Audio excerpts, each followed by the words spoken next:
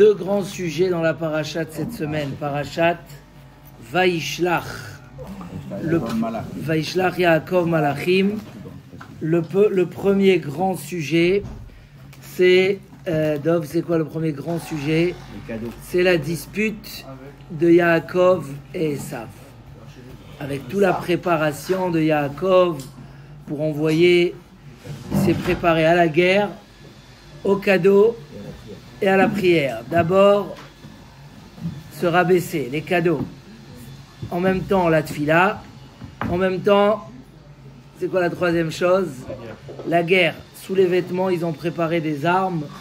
Que si ça marche pas, il a même divisé la famille en deux, de peur que Yavo, Esav el Amachane Achad veikaou, s'il y a une partie qui est touchée, Veaya Amachane Anishar Lifleta. Et dans la tfila de Yaakov, donc le deuxième sujet, c'est la vraie confrontation, d'abord entre Yaakov et l'ange de Esav, d'accord, où ils se sont disputés toute la nuit. Vaillé avec Ish Imo Adalot Ashachar. La dispute a fait monter de la poussière jusqu'au trône céleste. Et Yaakov a gagné et il a été appelé Israël. Lo Yaakov Yamer Od Shimcha. On t'appellera plus Yaakov, qui veut dire que tu as eu les brachot par ruse, mais Israël. Sarita, tu mérites vraiment les brachot. On a après ça la confrontation avec Esav lui-même, avec Esav lui-même, et où Yaakov, Vayavo Yaakov Shalem, c'est que 20 minutes. Vayavo Yaakov Shalem, Yaakov il arrive parfait, entier à tous les niveaux, même le guide anaché, parce que c'est dans la paracha de cette semaine, où le nerf sciatique a été interdit parce qu'il a été touché. Et voilà, après, dans la dernière partie de la paracha, on a l'histoire terrible de Dina qui se fait prendre par Shechem ben Hamor. Les prises d'otages existaient déjà à l'époque. Dina, elle a été prise, et la guerre de Shimon et Lévi pour aller sauver leur sœur. Al-Kol Panim, dans la tfila de Yaakov Avinu, il y a comme ça une tfila, il dit Atzilenina miyad achi miyad Esav. Sauve-moi des mains de mon frère, des mains de Esav. Alors il a fait une tfila en double, miyad achi miyad Esav. Il aurait pu très bien dire des mains de mon frère Esav. Non, miyad achi, des mains de mon frère, des mains de Esav. Il y a une explication connue du Bet Alevi. Pourquoi c'est marqué Miyad Achi, Miyad Esav?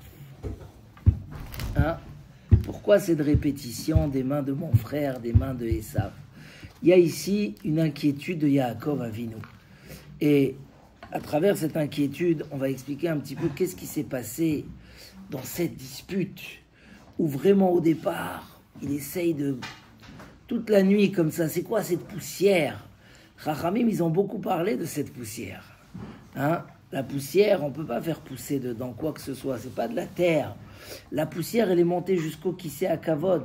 Chazal disent dans le Midrash que grâce à cette poussière, tout la bracha qu'on a jusqu'aujourd'hui, elle vient de cette poussière. Même un juif qui fait du business et qui réussit, c'est grâce à cette poussière de Yaakov Avinu. Comme ça, il dit le Midrash. La poussière. Et le matin, qu'est-ce qui se passe? L'ange de Esav, il supplie Yaakov de le lâcher. Il lui pleure. Rashi, il dit Bacha vaitranen lo. Qu'est-ce que ça veut dire, David? Bacha vaitranen lo. Il a pleuré, il a supplié. Laisse-moi. Viens, on fait en paix. On a un rendez-vous avec Akadosh Baruch Hu à Beth El. Là-bas, je vais t'accepter tes brachot. Parce qu'Yaakov, il ne voulait pas le lâcher. Todé à la brachot. Et même quand il lui a déboîté le pied, Yaakov, il n'a pas lâché. Il lui a dit, tu acceptes, Comme moi, ça, tu lâches pas les brachot. Et il lui a dit, non, regarde. Donc, on va se rencontrer à Bethel. Là-bas, je vais être mévater. Et Yaakov, il dit, non. Et l'ange de Esav n'a pas le choix. Et il accepte les brachot. C'est-à-dire que Yaakov, ni il accepte la dispute, ni il cède à l'amitié de Esav. ni 7. Et quand il rencontre Esav, la même chose. Au départ, Esav, il arrive avec 400 personnes. Yaakov, il se prosterne. Combien de fois il s'est prosterné? 12. Sheva Ipol Tzadik Vekam. Le Tzadik, il tombe même 7 fois et il se relève. Donc il se prosterne 7 fois. Et ça, à ce moment-là, il y a 2 avis dans le Midrash. Les enfants, ils vont aimer vous raconter. Est-ce qu'il a mordu et il a perdu ses dents parce que le cou de Yaakov est devenu en marbre? Ou non, que Béhémet, tellement il a vu que Yaakov, il se rabaisse, il a embrassé de tout son cœur. Comme ça, il pense Rabbi Shimon bar Yochai. Mais ça a engendré un autre danger pour Yaakov. C'est quoi le deuxième danger? C'est qu'il lui a dit Nis'a venelcha ve'elcha lenegdecha. Viens avec nous, Shimon. Il a dit, tu feras la tefila. En fait, Nis'a venelcha ve'elcha lenegdecha. Viens, tu sais quoi? On se repartage. On redevient amis, on voyage ensemble. Alors, vu qu'on s'approche à Hanouka, et il y a un lien énorme entre cette paracha et Hanouka qui arrive à la fin de la semaine, où dans Hanouka, c'est la seule fête où on a vu cette notion des Mityavnim. Mityavnim, ceux qui devenaient grecs du peuple juif. Comment on appelait ça? Les hellénisations, c'est ça? Hellénisation. Il y a eu ça que dans cette histoire. On n'a pas vu ça ni dans les guerres, ni avec Nabucodonosor, ni dans toutes les époques avec Haman. Il y a eu que dans cette période des Yévanim. Les Grecs, on voit même que les Grecs, ils n'ont pas détruit le Beth Amikdash. Pourtant, ils se sont mis en vraie concurrence avec les Bnei Israël. Ils ont juste dit, on arrête les sacrifices, mais on va garder cette belle maison. On va pas enlever les huiles, les jeter dehors parce qu'ils étaient contre la Ménorah. On va rendre les huiles impures. Ils ont essayé de faire entrer une nouvelle ère dans le peuple juif. Dans cette période où Aristote, Platon, en hébreu on les dit autrement, Platon, et qui est encore le troisième, comment il s'appelle? Ils ont appris cette philosophie, Socrate. Ils ont, il y a même un des trois qui a appris de Yirmiyahu Hanavi. Il est parti apprendre la sagesse de Yirmiyahu Hanavi et il a transmis. Et ils ont essayé de faire entrer une nouvelle ère dans le peuple d'Israël. Dire, vous allez aller travailler, vous allez marquer sur les taureaux, En lanu chelek beloke Israël. Fallait marquer. Ça veut dire, ils leur ont demandé une philosophie, une sagesse qui n'est pas reliée à Kadosh Baruch Hu. Donc, tout le Inyan de Hanouka, c'était cette guerre. Est-ce que accepter une autre ère dans notre histoire, ou est-ce que rester authentique à nos transmissions, à nos valeurs, à ce qu'on sait qu'une sagesse qui est déconnectée d'Akadosh Baruch Hu, elle n'a plus aucune valeur. Mais rester sur les gardes. On va voir que les Yevanim, ils ont cassé des ouvertures dans le Echal. Ils ont fait 13 ouvertures. Leur symbole, c'était il faut ouvrir. Il ne faut pas fermer pour que la Shrina, elle soit là. Il faut ouvrir vers l'extérieur. Cette notion, ce sentiment-là de dire on casse les barrières, c'est un petit peu un message de dire il faut s'ouvrir vers le monde. Il faut aller vers le matériel, il faut accepter d'autres ères dangereuses. Et c'est là le combat que Yaakov Avinu s'est inquiété. Le peuple d'Israël subit des épreuves. Et il était déjà planifié pour ces épreuves. Les Arba Malchuyot, les 4 royautés sont prévues depuis le premier jour de la création du monde. Va'aretz haïta tohu vavohu. L'homme Israël aura des épreuves parce qu'il devra Am Keshe Oref, prendre ses valeurs avec force, se battre pour ses valeurs. C'est pas un travail facile, parce que le facile n'a pas de valeur. Une richesse, c'est quelque chose que tu as travaillé pour elle. Tu t'es investi. Un kinyan, ça doit être un kinyan, donc il y a des nisyonotes. Et Yaakov Avinu, c'est celui qui a bouclé le travail des Avot. Il a travaillé sur toutes les sortes d'épreuves. La richesse et la pauvreté, la réussite et le spirituel dans le Beth Midrash pendant 14 ans et le matériel pendant 22 ans chez Lavan, Yaakov s'est battu. Et quand il vient et il arrive pour finir son travail, il devait mériter le nom de Israël, qui veut dire Yachar El, que les brachot ne sont pas quelque chose que j'ai eu par ruse ou par machin, c'est passé par là, parce que ça devait passer par là, mais les brachot sont officiels, je les mérite. Et la peur qu'il a eu Yaakov Avinu, c'est ces deux choses-là. Il dit le Rav Mibrisk, dit le Briskerov, il a prié de deux choses. Miyad Esav, sauve-moi de la guerre. Il y aura dans les nations qui voudront faire la guerre contre nous pour nous prendre ce qu'on a, pour nous prendre nos valeurs. Et on a eu cette guerre-là pendant beaucoup de périodes. Mais il y a une guerre qui est encore plus dangereuse, c'est celle de l'assimilation. Miyad Achi. L'assimilation, c'est pas que des mariages mixtes, c'est pas que celui qui va aller vivre une autre vie, c'est même une assimilation psychologique, dans l'esprit, les airs négatifs. Et là, c'est un combat, on est dedans, et on n'est pas sûr de le gagner facilement. C'est un combat qui n'est pas facile. Combien de choses de l'extérieur rentrent chez nous et affaiblissent notre avodat Hashem. On peut peut-être faire la avodat Hashem, mais on est affaibli. On a des huiles, mais elles sont impures. Et peut-être que Chaz Shalom, on allume avec des huiles qui sont impures. Tout ce qui rentre chez nous à la maison. Quelqu'un il m'a dit, j'ai arrêté d'écouter les chants goy pour pas que mes enfants ils grandissent et ils écoutent des chants goy dans la voiture. Je dis quoi? C'est-à-dire que là tu allais à l'école, tu leur mettais des chants goy. Je dis oui, je mettais des chants goy dans la voiture. Aïe aïe aïe aïe aïe aïe. Le Gaon de Vilna il dit que les chansons ça touche la neshama, puisque c'est très profond, France ça touche les sentiments, on voit que la chanson elle réveille, et que quand on écoute ces chansons-là, c'est Metamtem la neshama. Écoute ce que je dis, c'est... Écoute ça, c'est mieux.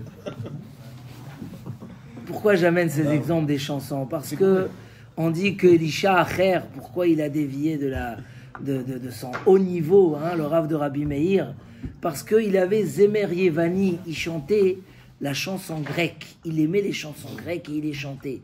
Qu'est-ce qu'il y avait de mal dans la chanson? Mais il n'y a pas que la chanson, il y a les films, il y a la télévision, il y a beaucoup de choses qui font qu'on est refroidi. Quand je vois que les gens, leurs parents, ils disent, mes parents, ils ont eu, au Hachem, 8 enfants, mes arrière-grands-parents, ils en avaient 12. Et toi, combien? Moi, 2. Aujourd'hui, c'est pas possible d'avoir plus que 2 enfants. Là, d'où ça vient, ces mauvaises? Qu'un homme, il perd la moitié de sa famille, Hachem Irachem. La moitié de ce qu'il doit avoir, il a perdu. Alors que ses parents l'ont fait, ses arrière-grands-parents, qu'est-ce qui a changé? Lâche pas. Lâche pas. L'influence.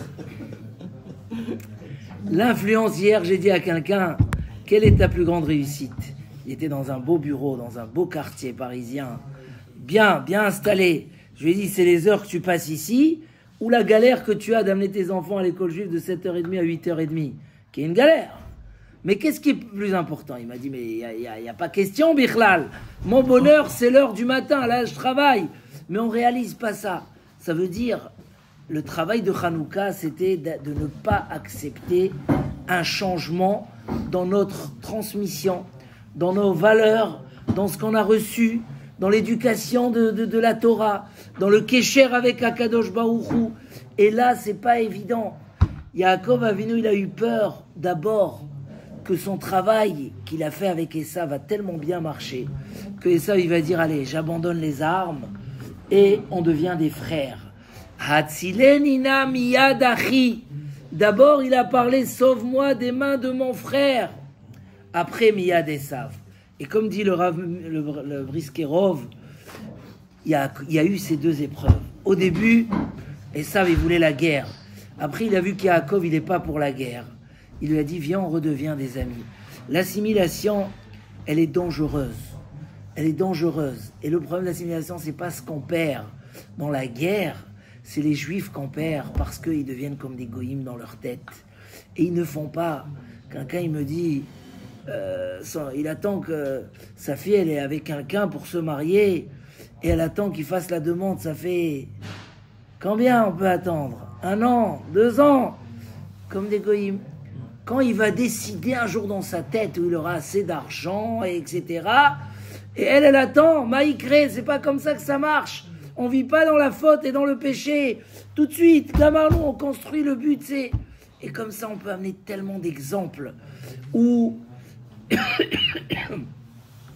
le problème de Miyad Esav, dans tous les esprits, dans tous les détails de la Torah, que ça soit au niveau financier, chacun dans sa vie, que ça soit au niveau familial, que ça soit au niveau du travail, que ça soit au niveau de ce qu'on aspire dans notre vie. Quel est mon rêve? On a raconté la semaine dernière, c'était Vaïtse, où Yaakov, il dit, le Rav qui est venu chez son élève, c'était aussi le Rav Mibrisk. Il lui a dit, comment ça va? Il a dit, bonne parnassa, bonne santé. Et le Rav, encore une fois, vous vous rappelez de cette histoire? Comment ça va? Encore une fois, 3e fois, il dit, Rav, qu'est-ce que vous voulez? Je t'ai pas demandé qu'est-ce que Akadosh Baruch Hu, il te donne. Yaakov, il a dit, Venatan li lechem lechol ou beged lilvosh. Hachem va me donner, mais la faute, Veshavti Beshalom El Betavi, ça c'est moi. Moi je t'ai demandé, qu'est-ce que tu fais toi dans ta vie? Ça veut dire que le Rav Mibrisk, qu'il attendait de lui qu'un homme il dise, Baruch Hashem, d'abord, mes enfants ils étudient bien, ils sont bien, ils font les mitzvot, ils sont chomrei Shabbat, ils aspirent la Ruchniout. Mais moi, qu'est-ce que j'aspire? Est-ce que toute ma réussite, c'est de voir que les enfants ils ont un bon métier? Ou est-ce que d'abord de voir que mes enfants, ils sont Yirei Shamaim, ils ont la crainte d'Hachem? C'est pas évident. Le Miyad Esav, il est pas facile. Et là, on va passer à la dispute qu'il y a eu toute cette nuit-là. Yaakov Avinu, il est resté levado. Vaïvater Yaakov levado. C'est un pasouk très puissant dans la paracha de cette semaine. Yaakov est resté seul et l'ange est venu se disputer avec lui jusqu'au matin. La dernière épreuve de Yaakov Avinu, c'était ça. Quand on est seul. C'est facile quand on a des gens qui nous aident, quand madame au ciel est dans le même élan. Mais quand tu sens que tu dois changer quelque chose où tu es seul. Aïe, aïe, aïe, les vados. Vaïvater Yaakov, les vados dans le noir. Quand tout est obscur et un homme, il est seul dans ce combat. Combien c'est difficile. On est aujourd'hui dans une situation de l'évado. Il y a beaucoup d'influence, et même dans la société, les gens mettent tout leur investissement sur la réussite matérielle, et l'homme, il est l'évado. Qu'est-ce qu'il faut faire? Alors, Baruch Hashem, quand on vient étudier, quand on écoute des shiurim, quand on essaye de renforcer sa hashkafa, quand on va faire la tfila betsibour tous les jours, automatiquement, on gagne ce combat. C'est quoi le combat? C'est le combat de la poussière. On a dit... Les Sfarim, je ne sais plus au nom de qui j'ai vu ça, que la poussière, nous on prie à la fin de la tfila tous les jours, Venafshi ki afar la koltier. Il dit le Sfatemet, c'est quoi afar? C'est de la terre. Avec la terre, qu'est-ce qu'on fait? On construit, on fait pousser la vie, le blé, les légumes, les fruits, tout pousse dans la terre. La terre, c'est la base de la construction. L'homme, il s'appelle Adam, Adama, sur le nom de la terre. Nous, on prie Venafshi qui a à faire la coltier, que toujours je suis quelqu'un qui crée, qui fait, qui construit, qui... Venafshi qui a à faire la coltier. L'ange de Esav, il a essayé de l'embrouiller avec la poussière. Et la poussière, la nuit, c'est quoi la poussière? C'est les choses qui n'amènent pas des fruits. Il y a beaucoup de choses dans notre vie, des plaisirs inutiles, des choses, comme on a dit, des mauvais vents, des mauvais... que finalement c'est de la poussière. Qu'est-ce que tu as pris de ça? Qu'est-ce que tu as obtenu de ça? Un homme qui arrive à la maison le soir, l'un il prend un livre, l'autre il regarde un film, lui il a travaillé avec la poussière, lui il a travaillé avec la terre, lui il a fait sortir des fruits, lui il a perdu 1 heure sans rien faire. C'est Venafshi Ke'afar la coltier. Il a essayé de lui mettre de la poussière jusqu'au trône céleste. Jusqu'au trône céleste. Il lui a caché le trône céleste. Il a essayé de lui cacher toutes les valeurs de la vérité. Et Yaakov Avinu ne s'est pas embrouillé. Il est resté. C'est vrai que c'est marqué qu'il lui a touché les pieds. C'est quoi les pieds? Chazal, ils disent Tamchin Deoraita, les supports de la Torah. Ça, il a réussi un peu à affaiblir dans le peuple d'Israël ceux qui travaillent beaucoup, qui ont beaucoup d'argent. et qui n'arrive pas à soutenir la Torah, ça, c'est les pieds de la Torah, il a réussi à affaiblir. Ou des fois, c'est dur de soutenir la Torah. Et donc, ceux qui étudient la Torah, des fois, ils se retrouvent sans soutien. Ils n'arrivent pas. Ils doivent arrêter parce qu'ils n'ont pas... Ça, il a réussi à cacher chez Yaakov Avinu. Et même ça, parce qu'il a montré à Yaakov qu'il y aura des épreuves, qu'il y aura des gens qui vont aider la Torah, il y aura des gens qui voudront détruire la Torah. Hein, comme ce qui s'est passé à Kippour en Israël. Des gens qui ont fait la guerre contre le Kiddush Hashem. Ça, c'est très grave. Quand Yaakov, il a vu ça, ça l'a un petit peu affaibli. Et ça a permis à l'ange de Esav d'affaiblir ce lien qu'il y a entre Issachar et Zevouloun, que le Zevouloun, il dit « Ah, mais c'est un mérite pour moi de soutenir la Torah. » Mais il y a une épreuve très dure autour de ça. La poussière, est-ce que j'investis dans des choses durables? J'ai donné de l'argent, elle est gardée éternellement. Il dit le Ben Ishraï, le machal des oiseaux, que l'homme il voit combien des oiseaux il est resté, c'est ceux qui se sont envolés. Non, ceux qui se sont envolés, ils sont plus là. C'est quoi les oiseaux qui sont restés? C'est les oiseaux sur qui on a tiré et qui sont restés. C'est-à-dire que l'homme dans la vie, il se trompe. Qu'est-ce qui reste et qu'est-ce qui part? La poussière, c'est de l'argent qu'on va laisser pour 10 générations mais qui ne va pas être utilisé, ou de l'argent qui va être resté éternellement. Il a réussi, le guide Anaché, c'est ce qui soutient la Torah, c'est le support de Yaakov. Là-bas, le fait que Yaakov, il a vu que dans le peuple d'Israël, il y a des gens qui vont même aller faire fauter leurs frères, ça l'a un petit peu... Comment Hachem, il m'a donné une chose pareille? C'est pas possible. Ça l'a un peu refroidi dans sa émouna, et ça a fait qu'il a pu toucher dans les tamchin de Horaïta. Mais même ça, Yaakov, il a guéri le lendemain matin avec le soleil.